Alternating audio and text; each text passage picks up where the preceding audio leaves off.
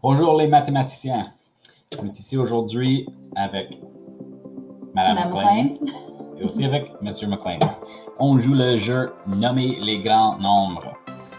On a devant nous les cartes avec les valets, les reines et les rois enlevés. Les 10 représentent les 0. On a un dé à 6 côtés. On a notre papier et le crayon. Donc on est prêt à jouer. Étape numéro 1. Madame McLean, peux-tu la lire? Étape numéro 1. Roule le dé. Pige le nombre de cartes montrées sur le dé. Fais ça 2 fois. Placez-les en ordre pigé pour en créer un nombre. Je vais les séparer dans les tranches. OK, on a le nombre. OK. Pigez ensuite une carte à la fois et décidez ensemble où la placer pour créer un nombre le plus proche possible à l'original. OK, donc notre nombre maintenant, c'est 704 453. Et on cherche de reproduire le même nombre avec les cartes quand il s'en vient. Prêt? Prêt. On a pigé un as. 1. Où est-ce qu'on devrait lui mettre? Je crois qu'on devrait le mettre ici parce que c'est le plus près au numéro 3 et le changement est aussi petit. OK. Je suis d'accord. Mais il y a aussi un 0 là-bas parce que les 10 représentent les 0. C'est vrai, le changement entre 1 et 0 est beaucoup plus grand quand la valeur est plus grande, mais c'est le plus petit changement qu'on peut peut-être faire. Qu'aimerais-tu faire? Garder ici ou bouger là-bas? Oh, prenons le reste. Non, on va lui bouger. OK. Donc, lui, il est dans les 10 000.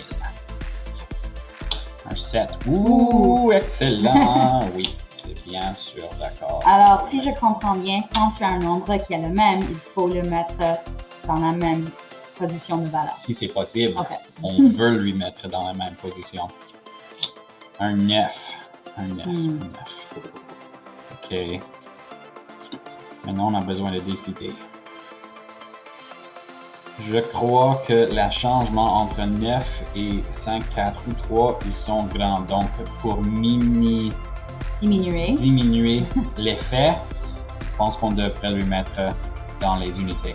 Oui, je suis d'accord. Oh. Un autre 9. OK, donc encore les dizaines, les selon dizaines. moi. Oui, okay. Oui, moi aussi.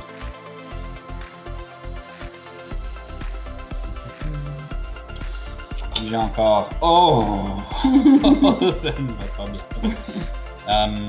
Eh bien, l'effet sera diminué quand on change les centaines que les milliers. Donc, es-tu d'accord avec ça? Oui. Dernière carte. On espère un 4. Oh! Un 0. OK, donc... Pas si mal. Pas si mal que ça. OK, on a les deux nombres. Qu'est-ce qu'on fait après? La prochaine étape, c'est note la différence entre les deux nombres sur ton papier. Dis leur nom à l'oral et recommence. OK. On note la différence sur le papier. Alors, le premier nombre... Lequel est plus grand? Oh, lequel est plus grand? Lui, il est plus grand, OK. n'est-ce pas? Oui. Okay. Donc, de 710 000... 899. Et on enlève 704 453. OK, la différence maintenant. À peu près 6 000. Quand je regarde comme ça, à peu près 6 000. Ça va être bon. 9, on enlève 3, ça nous reste 6. 90, on enlève 50, ça nous reste 40. 800, on enlève 400, ça nous laisse 400, et ça va bien ça.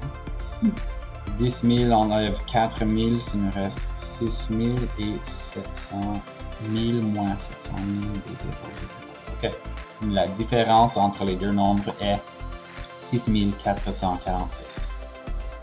Ça, c'est notre record du nombre le plus proche jusqu'à date. Très bien.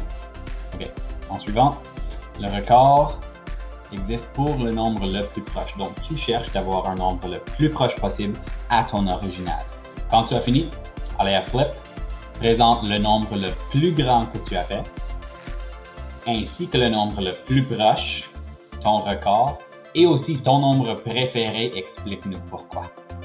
Merci de nous avoir joints. À bientôt. Au revoir. Bien joué.